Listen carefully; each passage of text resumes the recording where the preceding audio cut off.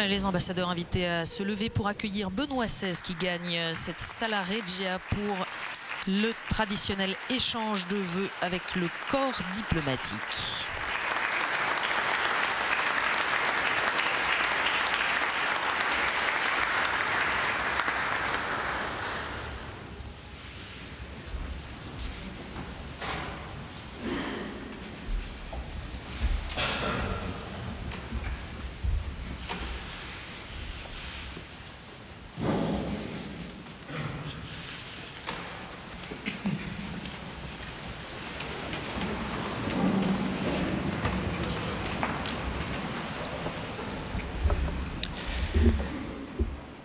Santidad, como cada año, esta auténtica familiar de naciones tiene la bendición de estar aquí presente para intercambiar nuestros saludos con motivo del Año Nuevo, que sea de paz y alegría. Como decano del Cuerpo Diplomático, doy inicio a este saludo, deseando que su santidad continúe encontrando en el presente año la fortaleza para seguir cumpliendo con su delicada misión universal y construir así un mundo cada día. Et c'est le doyen du corps diplomatique, Monsieur Alejandro Emilio Valadares, l'Indien ambassadeur du Honduras, qui après avoir adressé quelques vœux personnels au Saint-Père pour cette année qui s'ouvre, cède la parole au vice-doyen Jean-Claude Michel, qui représente la principauté de Monaco. Très Saint-Père, mon émotion est grande à l'instant où me revient l'insigne privilège d'être l'interprète du corps diplomatique accrédité près le Saint-Siège pour présenter à votre sainteté les vœux les plus fervents que nous formons pour sa santé, son bonheur personnel et l'heureuse et féconde continuation de son ministère apostolique. L'année 2012 nous a donné l'occasion de célébrer le jubilé du Concile Vatican II et l'année qui commence sera sans nul doute une année riche de réflexion et d'élan pour l'avenir du monde dont vous et nous, très Saint-Père, avons le souci. L'actualité en 2012 a encore charrié son lot de misère, de désolation, d'inquiétudes et de drames, conflits internationaux ou pire encore, déchirements fratricides au Moyen-Orient et en Afrique, pour ne citer que les plus douloureux, crise économique sans précédent, déchaînement des éléments naturels un peu partout sur la planète, tremblements de terre et inondations en Asie et en Europe, particulièrement en Italie, ouragans et typhons en Amérique centrale et du Nord et en Asie du Sud-Est, ont mis des millions d'êtres humains au bord de la famine et du désespoir, et cela même dans nos civilisations occidentales. Loin de se résigner, c'est avec opiniâtreté et une bienveillante charité que votre sainteté a été présente sur tous les fronts, nous redonnant courage devant l'adversité. Au cours de vos voyages, et notamment à Cuba et au Liban, vous n'avez cessé de rappeler aux chrétiens, mais plus largement encore à tous les hommes de bonne volonté, les impératifs de la justice, sans laquelle la paix est un vain mot. L'attention portée aux plus faibles, aux plus démunis, devient pour tous non seulement une exigence du cœur, mais aussi de la raison. Hélas, le mal se présente sous bien d'autres visages, et là encore, très Saint-Père, vous avez su le dénoncer. La montée en puissance des persécutions contre les minorités religieuses nous blesse non seulement dans notre conscience, mais aussi dans notre vision humaniste, confortée par les enseignements du dernier concile, selon laquelle la dignité de chacun passe par son droit inaliénable de professer sa foi en toute liberté. L'intolérance et le terrorisme, qui en sont les plus dramatiques conséquences, n'auront pas le dernier mot si nous luttons de toutes nos forces pour éradiquer les tentations obscurantistes de l'humanité. C'est dire l'opportunité de toutes les initiatives propres à favoriser un dialogue interreligieux constructif qui soit le germe d'une nouvelle société humaine, pluriculturelle, fondée sur les valeurs communes à tout individu. À cet égard, nous ne pouvons pas ignorer les atteintes portées à la famille et au respect de la vie. Sous l'aspect d'un progrès pernicieux, on voit ici et là, et même dans certains pays de vieille chrétienté, se développer des forces hostiles au droit naturel. La loi positive voudrait imposer aux consciences une nouvelle définition de la famille, nier à tout enfant le droit à avoir un père et une mère et non pas seulement des parents, inciter les malades à se précipiter dans la mort plutôt que de se battre pour la vie. Ces tentatives funestes sont dangereuses non seulement pour les croyants en un Dieu de vie et d'amour et les non-croyants, mais tout autant pour la survie de l'humanité dans son ensemble. En cette année de la foi, l'impulsion que le dernier synode des évêques se propose de donner à l'Église et au monde réside bien dans cette nouvelle évangélisation. Dire à tous et à chacun que, dans le respect du droit naturel, dans l'écoute d'autrui et de ses convictions les plus intimes, dans le courage nécessaire pour lutter contre tous les maux d'où qu'ils viennent, se trouve l'avenir de toutes nos civilisations et l'espérance d'une humanité réconciliée avec elle-même. Cette année, le Brésil, l'Amérique latine et le monde entier attendent avec espoir votre sainteté pour la 28e journée mondiale de la jeunesse. Nous célébrons aussi le 50e anniversaire de l'encyclique Pacem in Terris que le bienheureux Jean XXIII a adressé à tous les hommes de bonne volonté en vue de l'établissement d'une paix universelle dans la vérité, la justice, la charité et la liberté. Comme votre sainteté en a si fortement exprimé le vœu dans son traditionnel message à l'occasion de la journée mondiale de la paix, puisse-t-elle devenir une réalité. Bonne, heureuse et sereine année, très Saint-Père.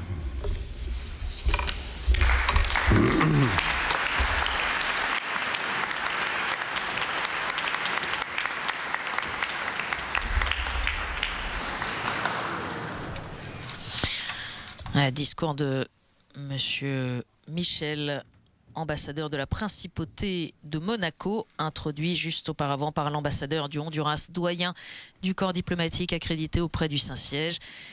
Et l'on écoute maintenant le discours de Benoît XVI.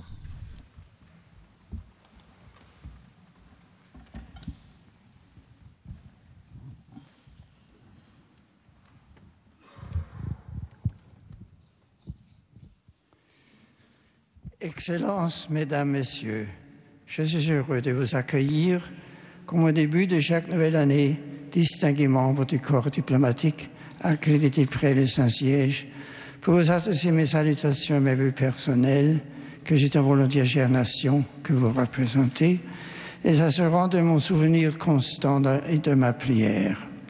Je suis particulièrement reconnaissant doyen, ambassadeur Alejandro Valladares Lanza et au vice-doyen l'ambassadeur Jean-Claude Michel, pour les paroles différentes qu'ils m'ont adressées au nom de vous tous. De manière spéciale, je désire ensuite saluer ceux qui prennent part pour la première fois à cette rencontre. Votre présence est un signe significatif et apprécié des rapports fructueux que dans le monde entier, l'Église catholique entretient avec les autorités civiles. Il s'agit d'un dialogue qui a à cœur le bien intégral, spirituel et matériel de chaque homme et cherche à en promouvoir partout la dignité transcendante. Quand je l'ai rappelé dans mon allocation à l'occasion du dernier consistoire ordinaire public pour la création de nouveaux cardinaux, l'Église, depuis ses origines, est orientée catholone, c'est-à-dire qu'elle embrasse tout l'univers et inclut chaque peuple, chaque culture et chaque tradition. Cette orientation ne représente pas une ingérence dans la vie des diverses sociétés, mais elle sert plutôt à illuminer la conscience droite de leurs citoyens, à les inviter à travailler pour le bien de chaque personne et pour le progrès du genre humain. C'est dans cette perspective et pour favoriser une collaboration fructueuse entre l'Église et l'État au service du bien commun que l'année dernière ont été signés des accords bilatéraux entre le Saint-Siège et le Burundi, ainsi qu'avec la Guinée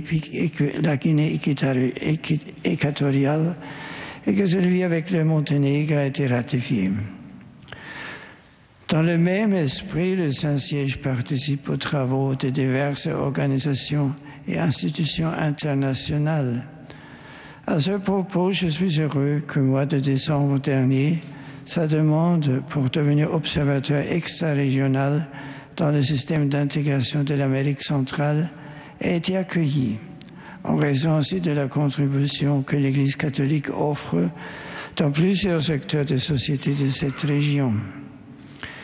Les visites de divers chefs d'État et de gouvernement que j'ai reçus au cours de l'année écoulée, comme aussi les inoubliables voyages apostoliques que j'ai effectués au Mexique, à Cuba et au Liban, ont été des occasions privilégiées pour raffermir l'engagement civique des chrétiens de ces pays, ainsi que pour promouvoir la dignité de la personne humaine et les fondements de la paix.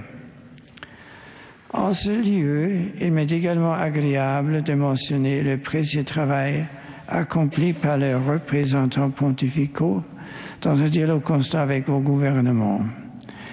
Je désire rappeler en particulier l'estime dont a joui Monseigneur Ambrose Matta, nonce apostolique en Côte d'Ivoire, qui a péri tragiquement il y a un mois dans un accident de la route avec le chauffeur qui l'accompagnait. Mesdames et Messieurs les ambassadeurs, l'évangile de Luc relate que dans la nuit de Noël, les bergers entendent les chœurs angéliques qui glorifient Dieu et invoquent paix sur l'humanité. L'évangéliste souligne ainsi l'étroite relation entre Dieu et le désir ardent de l'homme de tous les temps de connaître la vérité, de pratiquer la justice et de vivre dans la paix. Aujourd'hui, on est quelquefois amené à penser que la vérité, la justice et la paix sont des utopies et qu'elles s'excluent mutuellement. Connaître la vérité semble impossible et les efforts pour l'affirmer semblent souvent aboutir à la violence. D'autre part, selon une conception désormais diffuse, l'engagement pour la paix ne consiste que dans la recherche de compromis qui garantissent la cohabitation entre les peuples ou entre les citoyens à l'intérieur d'une nation. Dans l'optique chrétienne, au contraire, il existe un lien intime entre la glorification de Dieu et la paix des hommes sur la terre, si bien que la paix ne vient pas d'un simple effort humain, mais participe de l'amour même de Dieu. Et c'est justement l'oubli de Dieu, et non pas sa glorification, qui engendre la violence. En effet, quand on cesse de se référer à une vérité objective et transcendante, comment est-il possible de réaliser un dialogue authentique?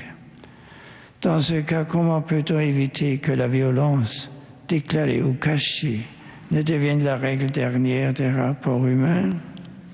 En réalité, sans une ouverture transcendante, l'homme devient facilement la proie du relativisme et ensuite, il réussit difficilement à agir selon la justice et à s'engager pour la paix. Aux manifestations de l'oubli de Dieu, on peut associer celle due à l'ignorance de son vrai visage, qui est la cause du fanatisme pernicieux des matrices religieuses, qui en 2012 aussi a fait des victimes dans certains pays, ici représentés. Comme j'ai déjà dit, il s'agit d'une falsification de la religion elle-même, alors que celle-ci, au contraire, vise à réconcilier l'homme avec Dieu, à éclairer et à purifier les consciences et à rendre clair que chaque homme est image du Créateur. Donc, si la glorification de Dieu et la paix sur la terre sont étroitement liées entre elles, il apparaît évident que la paix est, en même temps, don de Dieu et tâche de l'homme, parce qu'elle exige sa réponse libre et consciente. Pour ce motif, j'ai voulu intituler le message annuel pour la Journée mondiale de la paix « Heureux les artisans de paix ». C'est avant tout aux autorités civiles et politiques qu'incombe la grave responsabilité d'œuvrer pour la paix. Elles sont les premières à être appelées à résoudre les nombreux conflits qui continuent d'ensangler l'humanité, à commencer par cette région privilégiée dans le dessein de Dieu qu'est le Moyen-Orient. Je pense d'abord à la Syrie, déchirée par des massacres incessants et théâtre d'effroyables souffrances parmi la population civile. Je renouvelle mon appel afin que les armes soient déposées et que prévale le plus tôt possible un dialogue constructif pour mettre fin à un conflit qui ne connaîtra pas de vainqueur, mais seulement des vaincus. S'il perdure, ne laissant derrière lui qu'un champ de ruines. Permettez-moi, mesdames et messieurs les ambassadeurs, de vous demander de continuer à sensibiliser vos autorités afin qu'elles soient fournies de façon urgente les aides indispensables pour affronter la grave situation humanitaire. Je regarde ensuite avec une vive attention vers la Terre Sainte. Suite à la reconnaissance de la Palestine comme État observateur non membre des Nations Unies, je renouvelle le souhait qu'avec le soutien de la communauté internationale, Israéliens et Palestiniens s'engagent pour une cohabitation pacifique dans le cadre de 2 États souverains où le respect de la justice et des aspirations légitimes des 2 peuples sera préservé et garanti. Jérusalem devient ce que ton nom signifie, cité de la paix et non de la division, prophétie du royaume de Dieu et non message d'instabilité et d'opposition. Tournant ensuite ma pensée vers la chère population irakienne, je souhaite qu'elle parcourt le chemin de la réconciliation pour arriver à la stabilité désirée. Au Liban, où au mois de septembre dernier j'ai rencontré ces diverses réalités constitutives, que la pluralité des traditions religieuses soit cultivée par tous comme une vraie richesse pour le pays, comme aussi pour toute la région, et que les chrétiens offrent un témoignage efficace pour la construction d'un avenir de paix avec tous les hommes de bonne volonté. En Afrique du Nord aussi, la collaboration de toutes les composantes de la société est prioritaire et à chacun d'elles doit être garantie la pleine citoyenneté, la liberté de professer publiquement sa religion et la possibilité de contribuer au bien commun. J'assure tous les Égyptiens de ma proximité et de ma prière en cette période où se mettent en place de nouvelles institutions. Tournant le regard vers l'Afrique subsaharienne, j'encourage les efforts pour construire la paix, surtout là où demeurent ouvertes les plaies de guerre et là où pèsent de graves conséquences humanitaires.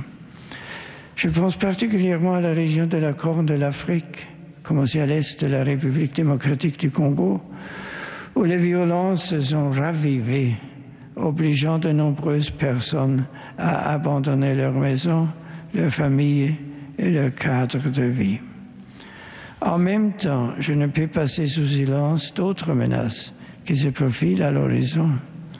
À intervalles réguliers, le Nigeria est le théâtre d'attentats terroristes qui font des victimes, surtout parmi les fidèles chrétiens réunis en prière, comme si la haine voulait transformer des temples de prière et de paix en autant de centres de peur et de division.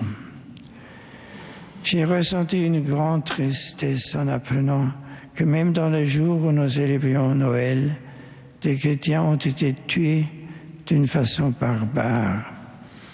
Le Mali est aussi déchiré par la violence. Il est marqué par une profonde crise institutionnelle et sociale qui doit susciter une attention efficace de la part de la communauté internationale. En République centrafricaine, je souhaite que les pourparlers annoncés pour les jours qui viennent ramènent la stabilité et épargnent à la population de revivre les affres de la guerre civile. La construction de la paix passe toujours de nouveau par la protection de l'homme et des droits fondamentaux. Cette tâche, même si elle est menée avec des modalités et une intensité diverses, interpelle tous les pays et doit constamment être inspirée par la dignité transcendante de la personne humaine et par les principes inscrits dans sa nature. Parmi ceux-ci figurent au premier plan le respect de la vie humaine dans toutes les phases. À cet égard, je me suis réjoui qu'une résolution de l'Assemblée parlementaire du Conseil de l'Europe en janvier de l'année dernière ait demandé la prohibition de l'euthanasie, comprise comme un meurtre volontaire par acte ou par omission d'un être humain en état de dépendance. En même temps, je constate avec tristesse qu'en divers pays, même de tradition chrétienne, on a œuvré pour introduire ou pour amplifier des législations qui dépénalisent ou libéralisent l'avortement. L'avortement direct, c'est-à-dire voulu comme une fin ou comme un moyen, est gravement contraire à la loi morale. Par cette affirmation, l'Église catholique ne manque pas de compréhension et de bienveillance, y compris envers la mère. Il s'agit plutôt de veiller afin que la loi n'en arrive pas à altérer injustement l'équilibre entre le droit à la vie de la mère et celui de l'enfant à naître, qui appartient à l'un et à l'autre de façon égale. Dans ce domaine est également source de préoccupation le récent arrêt de la Cour américaine des droits de l'homme relatif à la fécondation in vitro, qui redéfinit arbitrairement le moment de la conception et fragilise la défense de la vie prénatale. Malheureusement, surtout en Occident, on trouve beaucoup d'équivoques sur la signification des droits de l'homme et des devoirs qui leur sont liés. Les droits sont souvent confondus avec des manifestations exacerbées d'autonomie de la personne, qui devient autoréférentielle, n'est plus ouverte à la rencontre avec Dieu et avec les autres, et se replie sur elle-même en ne cherchant à ne satisfaire que ses propres besoins. Pour être authentique, la défense des droits doit au contraire considérer l'homme dans son intégralité personnelle et communautaire. Poursuivant notre réflexion, il vaut la peine de souligner comment l'éducation est une autre voie privilégiée pour la construction de la paix. La crise économique et financière actuelle, entre autres, nous l'enseigne. Elle s'est développée parce que le profit a été trop souvent absolutisé au préjudice du travail et qu'on s'est aventuré sans retenue sur les voies de l'économie financière plutôt que sur les voies de l'économie réelle.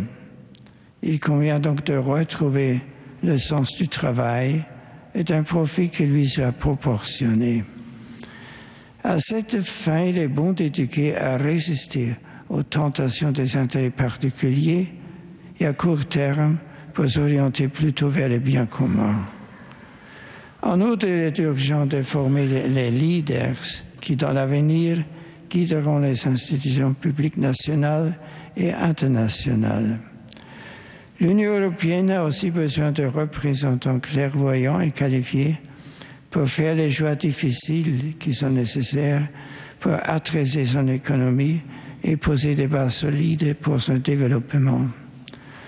Seuls, certains pays iront peut-être plus vite, mais ensemble, tous iront certainement plus loin.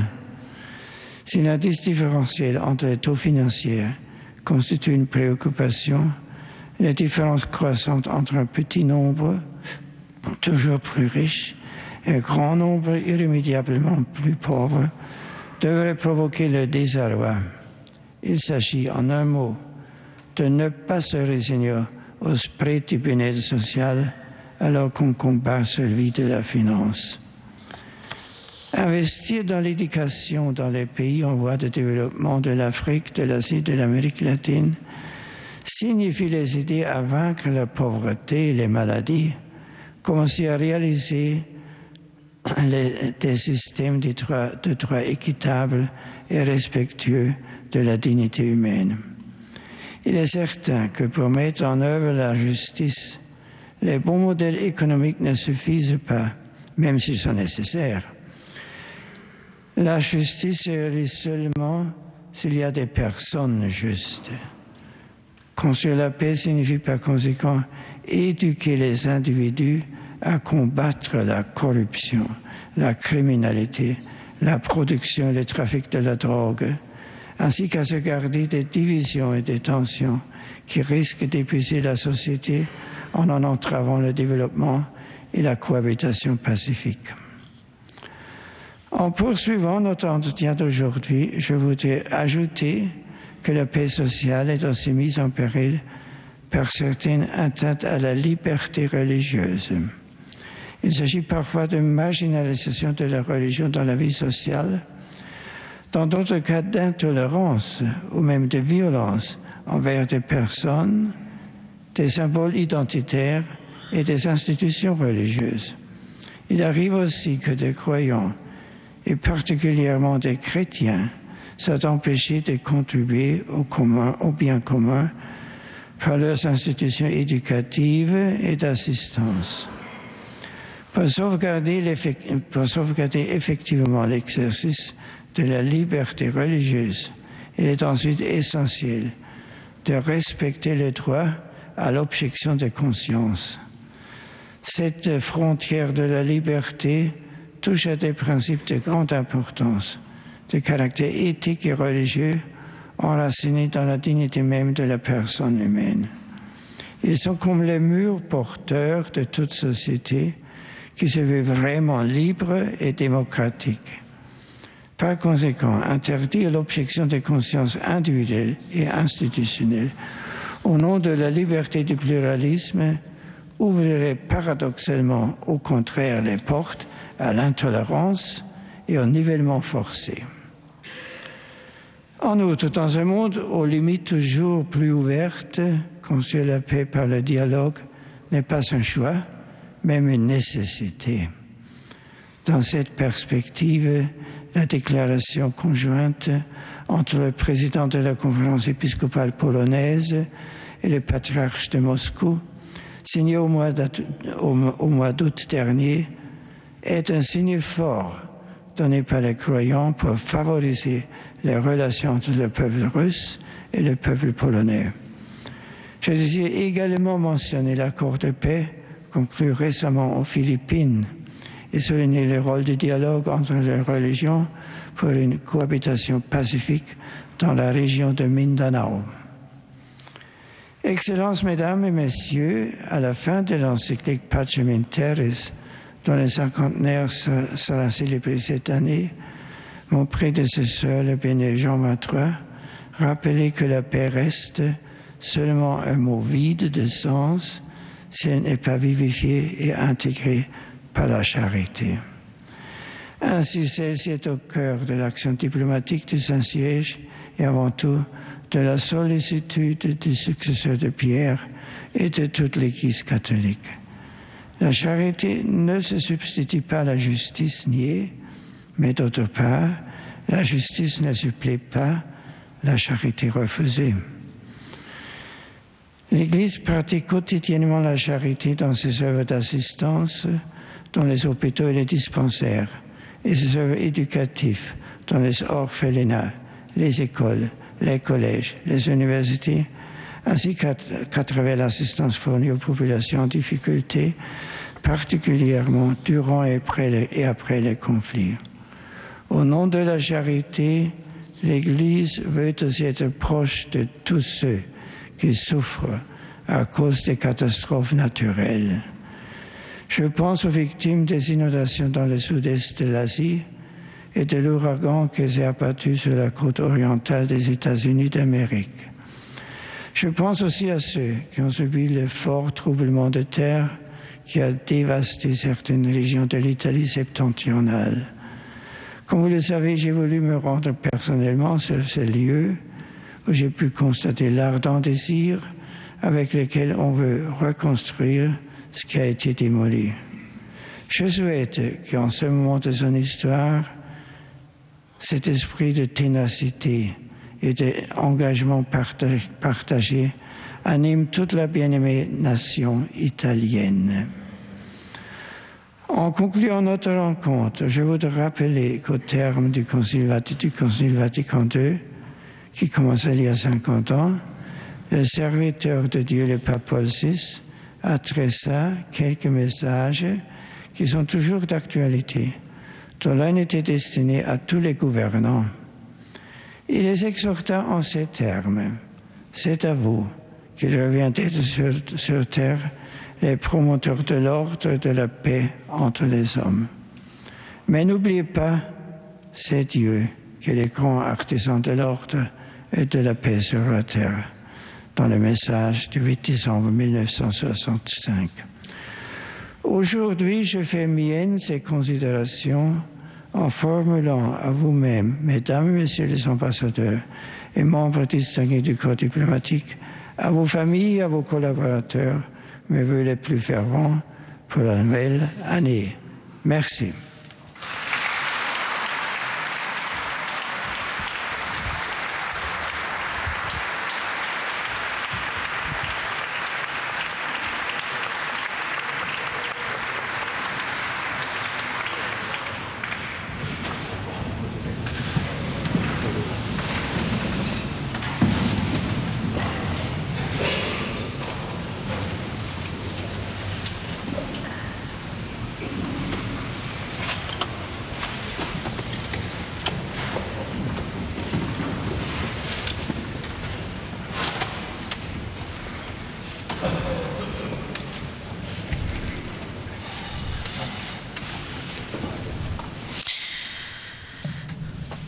Voilà le pape qui, au terme de ce discours, salue donc les ambassadeurs, en particulier, en tout premier, vous venez de le voir, le doyen du corps diplomatique, le pape qui a donné ce grand discours dans lequel, selon la tradition, il a d'abord parcouru géographiquement la planète, si l'on peut dire, évoquant tout spécialement la Syrie, avec cet appel à ce qu'enfin se taisent les armes, mais aussi la Terre Sainte et ses perspectives de paix, l'Irak, le Liban, l'Afrique du Nord, l'Égypte, et puis la situation dans un certain nombre de régions de l'Afrique, la Corne de l'Afrique, la République démocratique du Congo, ou encore le Nigeria, où se multiplient les attentats anti-chrétiens. Et puis vous l'avez entendu, le pape a donné une leçon sur ce qu'est la nature de la paix qui eh bien, passe par la protection aussi de l'homme et de ses droits fondamentaux.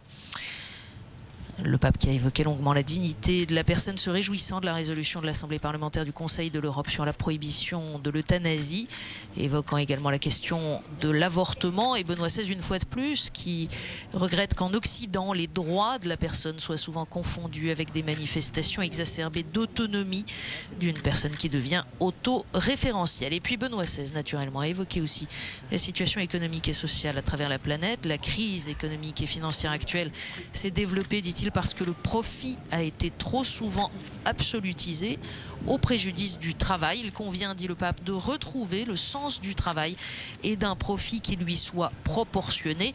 Et puis dans l'articulation entre la paix et la justice, bien sûr, Benoît XVI souligne que les différences croissantes entre un petit nombre toujours plus riche et un grand nombre toujours plus pauvre devraient provoquer le désarroi. Un discours qu'on peut retrouver bien sûr sur Internet. Merci à vous de nous avoir suivis et bonne journée.